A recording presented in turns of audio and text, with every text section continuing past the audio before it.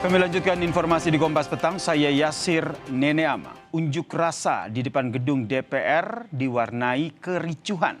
Polisi mengamankan sejumlah pelaku yang membawa senjata tajam diduga akan digunakan untuk memprovokasi massa dan membuat kerusuhan.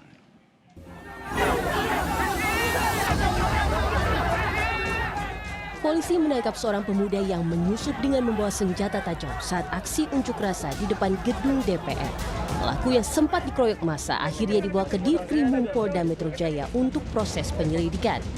Dalam pemeriksaan polisi, motif pelaku membawa senjata tajam untuk membuat kekacauan saat aksi unjuk rasa mendesak disahkannya RUU perampasan aset berlangsung. Teman-teman kita dalam penyampaian aspirasi di muka publik.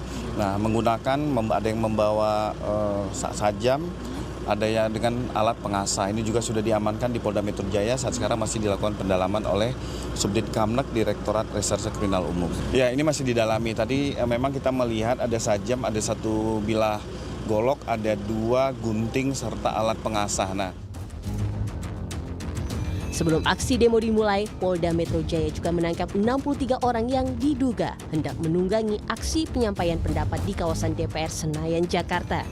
39 pucuk senjata tajam, 2 airsoft gun, jerigen bensin hingga bom molotov ditemukan polisi dan dibawa sebagai barang bukti. Di Reskrimum Polda Metro Jaya, Kombes Iman Imanuddin bilang, kelompok ini menyebarkan isu, menggalang dana, dan mengajak aksi di saat kegiatan penyampaian pendapat berlangsung di kawasan DPR MPR. Jika kelompok masyarakat dan mahasiswa yang diduga terafiliasi dengan kelompok anarko telah teridentifikasi melakukan konsolidasi yang selanjutnya berkembang akan menunggangi kegiatan penyampaian pendapat di muka umum yang dilaksanakan hari ini.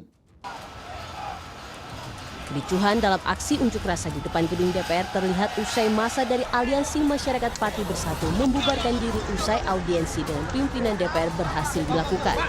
Saat kericuhan terjadi, polisi sempat menembakkan gas air mata untuk membubarkan massa. Namun massa tetap bertahan di depan gedung DPR hingga malam dan membuat polisi menggunakan water cannon untuk membubarkan massa. Massa yang dipukul mundur akhirnya beralih ke kawasan perempatan Selipi dan merusak sejumlah fasilitas umum, salah satunya pos polisi. Pasukan motor polisi dari Polda Metro Jaya langsung membubarkan aksi perusakan oleh anarko. Akibat peristiwa ini, jalan di kawasan Selipi sempat ditutup total. Sebelumnya, aksi unjuk rasa yang dilakukan oleh mahasiswa BEM UI pada 18 Agustus 2026 berjalan damai, meski sempat mengalami perdebatan saat polisi menghadang massa mahasiswa untuk berdemo di Bundaran HI. Walau sempat adu pendapat dengan polisi, mahasiswa tetap membubarkan diri dengan tertib dan tak melakukan aksi perusakan fasilitas umum. Tim Liputan Kompas TV.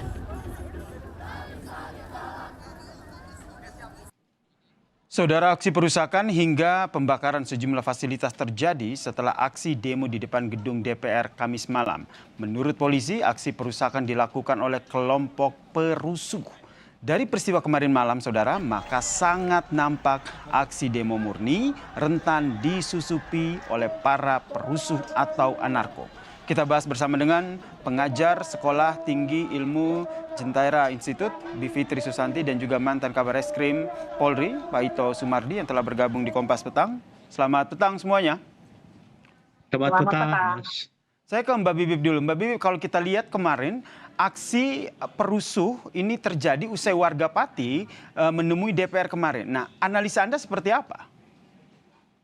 Ya, analisis saya akan saya berdasarkan pada 2 hal. Pertama, temuan dari Komisi Pencari Fakta Masyarakat Sipil, waktu itu Kontras, YLBHI, dan LBH Jakarta.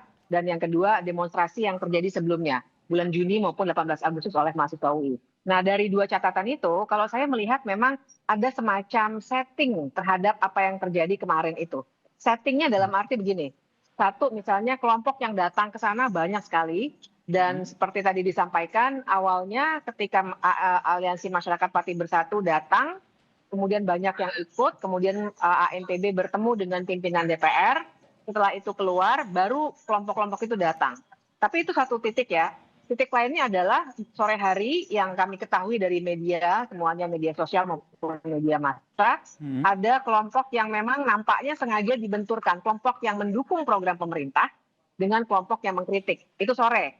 Nah, malamnya saya kira ini awal yang kita harus investigasi lebih jauh ini.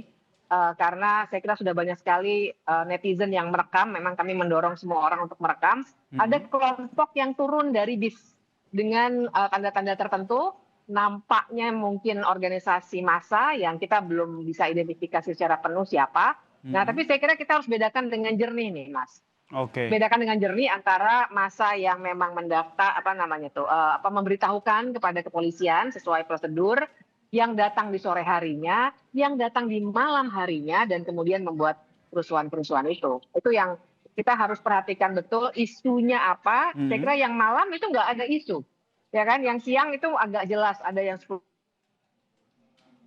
Oke, jadi ada dua hal yang tadi disampaikan ya berdasarkan analisa dari Mbak Bibit, yaitu ada sebenarnya. Ada beberapa. Oke. Mbak Bibit berarti ada.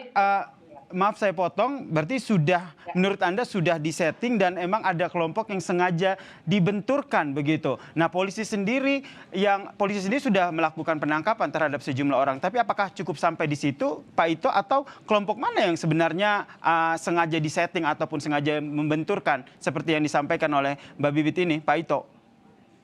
Iya. Sebetulnya kalau menurut keterangan teman-teman dari Polda Metro itu ada 3 kelompok ya. Yang pertama kan AMPB ya, Aliansi Masyarakat Pati Bersatu, itu kan jelas tujuannya dan mereka juga jelas permintaannya untuk tuntutannya. Kemudian yang kelompok kedua ini itu yang terjadi pada saat malam hari ya, di mana mereka memang sengaja melakukan anarkis, dan itu yang sudah diindikasi dari kelompok-kelompok yang diduga adalah anarko. Kemudian yang ketiga ada kelompok yang menggunakan ikat kepala putih ya, yang di mana mobilnya dirusak. Saat ini memang belum ada indikasi itu dari kelompok mana, tapi dari kendaraannya.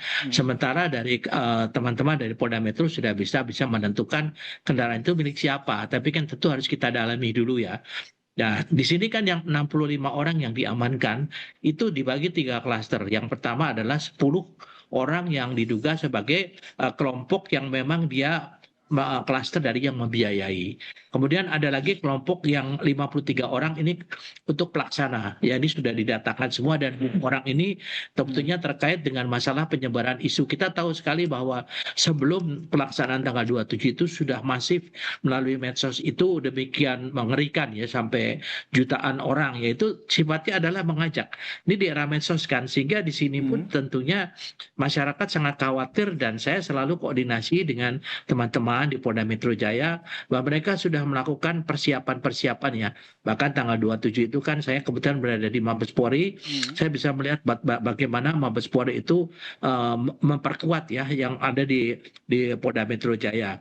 Karena bagaimanapun juga kita sudah, meskipun dihimbau supaya tidak merusak fasilitas umum, fasilitas masyarakat termasuk pos-pos polisi, pada akhirnya kan mereka tetap melakukan. Dan memang kelompok ini memang spesialis ya, kalau ada demo dia menunggangi untuk melakukan pengerusakan. Ini sudah sampai, maaf saya potong Pak Ito, ini apakah sudah sampai mengetahui sebenarnya siapa kelompok ini dan sebenarnya motivasinya apa? Ya, saat ini teman-teman Polda Metro Jaya saya yakin sudah mengetahui, dan saya sudah mendapatkan beberapa daripada adik-adik itu, mereka sudah mengetahui. Sekarang sedang didalami, karena bagaimanapun juga kan ini jangan sampai berkembang ke depannya ya. Kedepannya ini kan harus kita antisipasi, karena memang permasalahan sosial saat ini ya menyangkut kepada masalah ekonomi ini kan sudah semakin kita rasakan bahwa masyarakat ini sangat mudah untuk disulut ya, untuk melakukan satu demo-demo yang sifatnya bisa mengarah kepada anarkis. Ya, tentunya kita berharap bahwa apa yang dilakukan mereka ini akan menjadi satu bahan evaluasi, bukan hanya oleh Polri saja, Mas. Tentunya oleh pemerintah juga, oleh instansi terkait lainnya. Demikian. Jadi sebenarnya polisi sendiri sudah tahu bahwa ada 3 kelompok, satunya AMPB dan 2 kelompok yang hadir pada malam hari itu memang tujuannya ingin melakukan kerusuhan dan membuat ricuh aksi unjuk rasa tersebut. Kalau Mbak Bibip sendiri punya temuan yang sama, dan sebenarnya 2 kelompok yang disebutkan tadi, seperti kata Mbak Bibip, ini sudah disetting, sengaja membenturkan. Siapa sebenarnya ini dari hasil penelusuran Anda dan juga tim? Ya, kalau penelusuran tentu saja belum konklusif juga ya. Tapi saya kira begini, kita harus hati-hati melihat situasi persis bulan Agustus tahun 2025. Yang saya khawatirkan adalah satu misalnya, jangan lupa pada setelah Agustus 2025 itu ada 800-an orang yang ditangkap dan kemudian masuk ke pengadilan, bahkan ada beberapa orang yang sampai saat ini belum putus di pengadilan. Nah, saya mengikuti semua pengadilan, hampir semua pengadilan itu saya ikuti dan saya menjadi saksi ahli juga. Yang saya khawatirkan adalah jangan-jangan nanti ada penyimpulan yang terburu-buru. Karena yang kami pelajari dari tahun lalu, ternyata label yang misalnya ini adalah yang memberikan dana, ini adalah tukang rusuhnya. Sebenarnya tidak semuanya berhasil dibuktikan di pengadilan seperti itu. Nah, jadi saya kira kita harus hati-hati di situ. Kedua, juga untuk memberikan label anarkonya itu ya, saya kira kan kita harus paham betul. Sebenarnya yang namanya anarkisme itu adalah sebuah ideologi turunan dari Marxisme dan lain sebagainya. Cuma artinya saya kira kita juga mesti menjauhkan. Mbak Bibip? Oke, saya ke Diri Pak. dari memberikan. Tapi kita ada mesti hati-hati di situ untuk memberikan label itu. Kalau dari Pak Ito sendiri, karena ini kekhawatirannya memang sudah jelas begitu, polisi sendiri sudah tahu bahwa dalam aksi demonstrasi yang harusnya berjalan dengan tertib, ternyata memang ada penyusup gitu. Nah, menurut Anda apa yang harus dilakukan oleh polisi agar betul-betul demonstrasi yang dilakukan murni tidak ada penyusup yang berujung pada tindakan anarkis? Ya, saya kira kita semua tahu ya bahwa kepolisian belajar banyak dari kasus tahun Agustus tahun lalu ya Mas ya. Oleh karena itu tentu dalam penanganan saat ini sebagaimana dikatakan Mbak Savitri tadi, bahwa Mbak Susanti tadi, bahwa kita juga bisa melihat kan yang diamankan ya. Kita tidak mengatakan dia ditangkap adalah sementara ini 65 orang ya. Kemudian itu juga masih belum terindikasi ya apakah mereka itu kelas-kelasnya apa, tapi baru dibagi dan dalam klaster tadi yang pembiayaan, pelaksana, dan juga yang menyebarkan melalui medsos ya 2 orang. Itu tentunya juga kita tidak sembarangan karena memang ini akan berujung nanti kepada masalah proses hukum. Tanpa bukti-bukti yang bisa dipertanggungjawabkan tentunya akan menyulitkan bagi penyidik ya. Dan penyidik ini sudah mengikuti Mas ya bahwa kelompok anarko ini mereka sudah punya datanya. Di daerah dari mereka datang dari arah Jabodetabek ya. Kemudian ada yang dari wilayah Jakarta, itu mereka sudah punya data. Jadi data-data yang dikumpulkan oleh teman-teman ini sudah tahu menyasar kepada orang ini tinggalnya di mana. Bisa disimpulkan kalau tinggalnya di daerah yang memang sudah menjadi satu daerah-daerah yang memang tempat mereka biasa mengalukan kerusuhan, ya kita bisa mengatakan mereka bagian dari anarko itu. Tapi kan tadi katakan Mbak Santi tadi bahwa kita memang harus mengumpulkan bukti-bukti yang betul, cukup. jangan sampai ada salah tangkap begitu ya Pak Ito ya, karena polisi sendiri sudah jelas sudah mengetahui bahwa sebenarnya ada kelompok-kelompok lain yang memang memiliki niat buruk dalam menyusupi aksi unjuk rasa yang harusnya berjalan damai. Kalau Mbak Bibip sendiri melihatnya seperti apa? Karena kalau kita lihat timelinenya, aksi demonstrasi yang dilakukan depan DPR berjalan baik begitu, sudah ditemui oleh pihak DPR-nya sendiri. Kemudian pada sore menjelang malam justru semakin panas begitu. Pertanyaannya adalah siapa sebenarnya orang yang apakah ada orang yang berperan di balik itu dan sebenarnya motivasinya apa? Ya, memang kalau istilah sekarang kan ini jujur janggal ini sebenarnya apa yang terjadi pada kemarin hari itu. Jadi kalau saya melihatnya begini, pertama dari isu RUU perampasan asetnya saja dulu, saya mengalami pertanyaan atau memiliki tanda tanya besar ketika misalnya sebenarnya RUU perampasan aset itu memang direncanakan bulan Desember mau diselesaikan. Tahu-tahu ada dukungan yang demikian besar datang dari Pati jauh-jauh ke Jakarta misalnya. Dan kemudian mereka pulang dan tadi sudah kita dengarkan ceritanya, tapi intinya adalah yang saya mau sorot, jangan-jangan ada pertikaian elit di sini. Yang saya kira terlalu dini untuk menyebut nama-nama, tapi saya kira pertikaian elitnya bisa dibaca dari isu yang dibawa dan bagaimana kemudian kelompok-kelompok itu masuk pada malam hari untuk merusak. Kalau tahu Agustus 2025 yang lalu, itu kan ada temuan-temuan misalnya orang-orang berhoodie putih, misalnya ya. Tapi yang kemudian dikaitkan dengan salah satu institusi yang ada di Indonesia. Tapi lebih dari itu, kalau melihat isu yang hari ini atau kemarin, kita mesti memperhatikan jangan-jangan elit ini ada kaitannya dengan RUU apa yang sedang didorong. Hal apa yang sedang dicegah, termasuk yang saya khawatirkan sebenarnya Mas, kalau kemudian ada muncul ketidakpercayaan masyarakat. jangan-jangan aksi setelah ini makin dijauhi oleh masyarakat karena ternyata membuat rusuh dan seterusnya. Yang artinya kritik yang keras dan semakin mengeras sebenarnya akhir-akhir ini akan menjadi padam. Mudah-mudahan ini tidak terjadi. Tapi yang saya khawatirkan jangan-jangan kemungkinannya dua itu.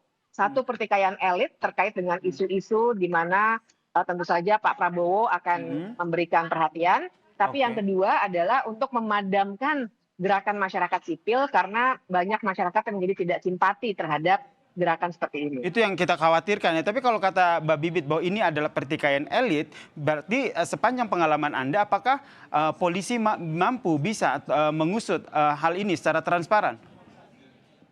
Ya, saya kira tentu saja nanti Pak Ito akan lebih baik menjawabnya. Tapi begini Pak Ito dan juga semuanya yang sedang menyaksikan, yang terpenting adalah transparansi dalam penyelesaian kasus ini. Oke, Karena kalau gitu saya langsung ke Pak Ito dulu, Mbak Bibit, Ya, untuk menjawab hal tersebut. boleh. Gimana, Pak Ito? Ya, kalau belajar dari polisi selalu belajar, Mas ya. Kenapa? Kemarin ini pada tahun lalu kan menyebabkan bahwa polisi harus melakukan reformasi ya. Kita sudah lakukan. Pola-pola yang kita lakukan ini adalah hasil dari kajian yang mendalam dari peristiwa bulan Agustus tahun lalu. Dan perlu kita ketahui, pola dari demo di Indonesia ini itu sifatnya eskalatif. Yang pertama itu demonya masih bisa dikendalikan. Semakin malam, mereka demo itu semakin tidak bisa dikendalikan dan dimanfaatkan oleh memang kelompok-kelompok yang memang dia tuh disetting untuk berbuat rusuh. Sehingga mereka melakukan satu misalnya pembakaran, pengerusakan itu sudah merupakan sesuatu modus ya yang dilakukan oleh pendemo saat ini ya. Nah, oleh karena itu, Polri ini tentunya saat ini betul-betul yang sekarang dilakukan. Mengapa hanya sementara ini yang setahu saya 65 orang yang diamankan dan sudah dibagi dalam klaster-klaster itu, tentunya Polri juga sudah melakukan satu penyidikan ya. Tapi kalau Dan dari kita informasi yang Anda dapatkan, Pak Ito, mohon maaf saya potong, apakah betul memang ada kelompok-kelompok perusuh ini memang ada pihak-pihak elit seperti yang tadi disampaikan oleh Mbak Bibit bermain di belakangnya? Sementara saya belum bisa menyampaikan ya, menyimpulkan karena sampai saat ini kan teman-teman di Polda Metro masih mendalami jadi kita pendekatannya ini kan dari hulu dari hilir ke hulu ya. Jadi kita belum tahu hulunya kemana, tapi saya yakin karena ini juga merupakan juga tanggung jawab kita bersama. Tentunya kalau ada oknum-oknum elit itu pasti akan bisa diinikan. Contohnya misalnya 2 orang yang melakukan provokasi melalui medsos, kan mereka saat ini diamankan. Kita tinggal melihat dia dibayar oleh siapa, dia dari kelompok siapa, dan apa yang tujuannya mereka menyebarkan isu-isu tersebut melalui medsos. Ini yang menjadi tanggung jawab polisi ya untuk membongkar tidak hanya sampai di anarko kelas bawahnya saja, tapi sampai di level elit seperti yang tadi disampaikan. Terakhir saya ke Mbak Bibit, kalau menurut Anda ada pihak elit yang bertikai ataupun bermain di belakang ini, lalu bagaimana para mahasiswa ini agar bisa mewaspadai para perusuh yang tiba-tiba menunggangi demo yang harusnya berjalan dengan tertib? Ya, yang pasti memang semua kelompok tidak hanya mahasiswa harus mendalami isu. Jadi jangan, kalau istilah anak-anak sekarang kan jangan FOMO gitu, fear of missing out, ikut-ikutan aja. Saya kira itu yang membahayakan. Tapi saya kira kemarin itu beberapa badan eksekutif mahasiswa kan menyatakan tidak ikut misalnya, walaupun bukannya anti begitu ya terhadap ANPB. Tapi saya kira itu caranya untuk mendalami dulu isunya, kemudian membaca peta di belakangnya, termasuk untuk mengaitkan misalnya apa yang terjadi kemarin dengan ya pertikaian elitnya kan akan tercermin pada apa yang sedang terjadi di kalangan aparat negara, termasuk kepolisian dan TNI misalnya dan kejaksaan misalnya. Nah, jadi saya kira bacaan-bacaan seperti ini yang harus terus-menerus dilakukan supaya isunya benar-benar kena kepada apa yang mestinya kita kritik hari ini. Baik, kewaspadaan kita bersama ya agar demo aksi unjuk rasa yang harusnya berjalan tertib jangan sampai disusupi oleh pihak-pihak yang memiliki kepentingan tertentu. Terima kasih Mbak Bibit, Bivitri Susanti dan juga Komjen Pol Purnawiran Pak Ito Sumardi telah bergabung bersama kami di Kompas Petang. Salam sehat semuanya. Ya, baik, salam sehat. Usai jeda saudara, Kompas Petang masih akan